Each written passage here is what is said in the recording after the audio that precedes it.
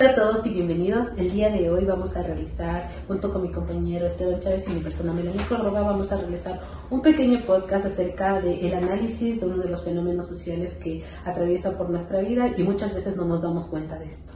Así es, mi estimada Melanie, el día de hoy vamos a hablar sobre un tema profundo, invisible, pero con un gran impacto en nuestras decisiones y relaciones sociales, como es el tema de la violencia simbólica. Bueno, pero para esto vamos a iniciar definiendo acerca de qué es la violencia simbólica, y para esto nos hemos basado en un artículo de Fernández en el año 2005 que nos menciona que este es un concepto que fue desarrollado por el sociólogo Pierre Bourdieu, en el que se menciona que es un tipo de violencia que no se da necesariamente a través de los golpes o los gritos, sino más bien es una forma de violencia mucho más sutil que se inserta en nosotros y que muchas veces las personas que lo padecen pueden llegar a propiciar e incluso a replicar esto mismo.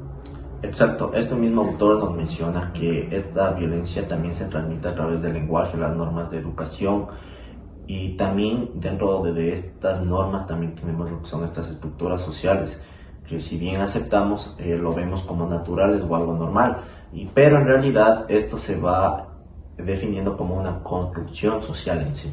Bueno, sí, justamente, pero esto no es la única forma en la que se puede transmitir la violencia simbólica. Por ejemplo, está Calderón en el año 2004 que nos menciona que la violencia simbólica también puede reproducirse a través de esquemas de percepción y de clasificación social, los cuales vamos adquiriendo desde nuestra infancia. Entonces, dice que estos pueden llegar incluso a naturalizarse a través de algunos contextos, como por ejemplo el hábitus, que más adelante lo iremos topando. También está el Estado o las instituciones. Es importante también abordar cómo funciona esta violencia simbólica, y es así que para entender cómo opera esta violencia, Bourdieu nos introduce tres conceptos claves, como es el hábitus, el campo y la iusio.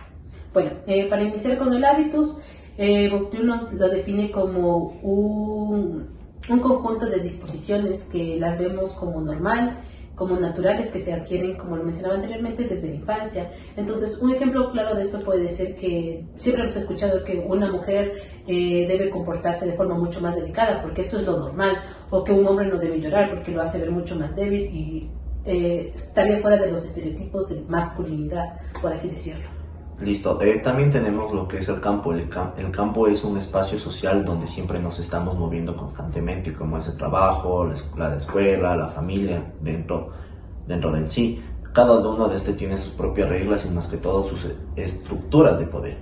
Bueno, sí, también estaba lo que es el concepto de ilusión, que podríamos definirlo como una predisposición o que tienen las personas a continuar o ser partícipe de este juego de roles, de normas que se impone en la sociedad y que al fin y al cabo no nos damos cuenta, pero son muy perjudiciales para nosotros mismos. Un claro ejemplo de esto es los estereotipos. Siempre buscamos seguir estereotipos de belleza, aunque muchas veces nos cuestionamos. Entonces existe aquí justamente esta ambivalencia de saber que son malos, pero aún así lo replicamos. Listo, estos tres conceptos justifican por qué aceptamos este orden. También las reglas y las estructuras sociales que rige dentro de este modelo de violencia. También para seguir este orden de conversa, también tenemos lo que es la violencia simbólica y la desigualdad de género. Bueno, Bourdieu en el año 1998 sostiene que la dominación masculina es un claro ejemplo de la violencia simbólica, y esta dominación masculina ha sido construida e idealizada por la sociedad, donde los hombres se ven se ven como deben liderar, tomar decisiones y ocupar el espacio social, mientras que las mujeres simplemente deben obedecer, cuidar y más que todo limitarse a participar de estos espacios sociales. Bueno, sí, justamente este tipo de dominación masculina nos hace un llamado crítico a ver cómo, en este caso, los dominados, tanto hombres como mujeres, se encargan de replicar ellos mismos este tipo de comportamientos. Entonces, a pesar de que ser oprimidos, ellos lo siguen haciendo, lo que sigue siendo perjudicial para su vida. Claro, un claro ejemplo de esto es cuando los padres le regalan los juguetes a los niños. Entonces ahí se ve como a los niños siempre le regalan estos juguetes de autos, de construcción, de herramientas, mientras que a las niñas le regalan lo que son las muñecas, juguetes de limpieza y las cocinitas y todo lo relacionado a lo que va adentro de lo que es la niña.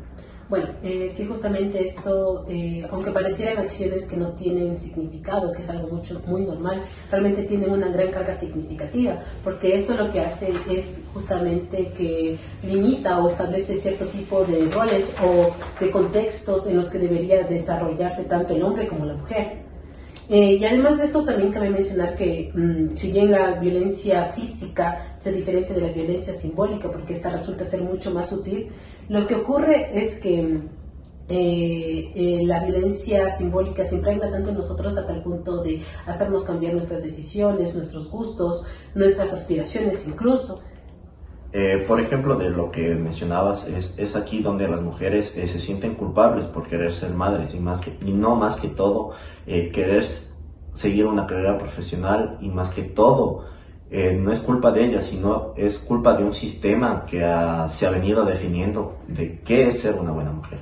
Bueno, sí, justamente cuando no se cumple con este estereotipo de lo que es ser la mujer ideal o el ideal de mujer que tenemos sobre que debe que ser mamá, que tiene que ser una buena ama de casa, y la mujer quiere, por así decirlo, sobresalir, buscar otras formas de llevar su vida, lo que se le califica a la mujer como egoísta o que simplemente no está cumpliendo su rol como mujer. Entonces, aquí se puede ver justamente lo de la dominación, que en cambio, si un hombre, por ejemplo, toma este tipo de acciones, muy probablemente sería visto como exitoso.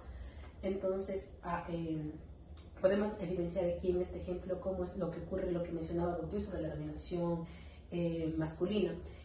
Pero bueno, hemos venido hablando sobre violencia simbólica simplemente desde la perspectiva de Gautier, pero hay otros autores. Por ejemplo, se encuentra la académica Jessie Blanco, que en el año 2009 ya nos dice que la violencia simbólica no solo se debe dar desde la parte cultural o social, sino que también hay otros sistemas más amplios de exclusión que se deben analizar, como por ejemplo el racismo, el clasismo y este tipo de situaciones, en los que dice que no solo hay que analizar los mecanismos simbólicos, sino también analizar las relaciones de poder que existen aquí. Exacto, y para ser un poco enfático y más que todo profundizar, Bourdieu también se centró en estas estructuras sociales, en cómo estas desigualdades se ven de manera visible y también son enfatizadas con este tipo de violencia y también se van reproduciendo dentro de un campo donde se ve involucrado la familia, la escuela, el Estado. Entonces sí se va viendo cómo opera y más que todo se va interiorizando este juego de si se ve normal o es natural este tipo de violencia. Bueno, sí, justamente podríamos concluir entonces que a pesar de que estos dos autores nos muestran cómo se instala la violencia simbólica, si bien por una parte Gautier nos explica cómo se construye la dominación simbólica y por otra parte Blanco nos llama a hacer una concientización, a politizar justamente este tipo de actitudes. Y bueno, Esteban, tú hace un momento mencionaste sobre el Estado, que el Estado también participa dentro de esto de lo que es la violencia simbólica. Entonces, ¿podrías explicarnos un poquito más sobre cómo funciona esto? Claro, el Estado tiene un rol fundamental y Calderón en 2004 nos menciona que desde que nacemos nos califican, nos dan un nombre, nos dan una nacionalidad, nos registran, nos imponen un calendario escolar, un calendario laboral y en sí, más que todo, nos definen si somos ciudadanos o no somos ciudadanos.